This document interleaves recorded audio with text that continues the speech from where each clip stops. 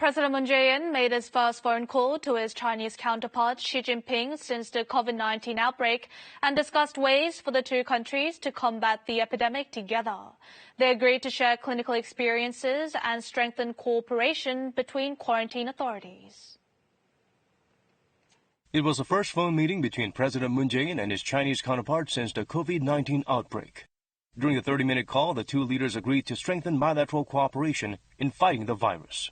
Seoul and Beijing will share their COVID-19 clinical experience and boost cooperation between quarantine authorities. President Xi said China gained much clinical experience over the month-long fight against the outbreak, and the country is willing to share what they've learned so far. President Moon answered that South Korea is also making all-out efforts to combat the epidemic and added sharing information would help the fight against COVID-19.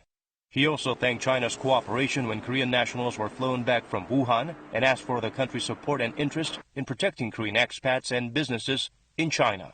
Moon told his counterpart that China's hardship is Korea's hardship and that Seoul will work to support Beijing's efforts. To that, Xi replied that a friend in need is a friend indeed. The duo also talked about issues related to the Korean Peninsula. They agreed the most urgent matter is the resumption of the talks between Pyongyang and Washington and that the two sides need to narrow their differences. President Xi fully supported the South Korean leader's message about peace on the peninsula.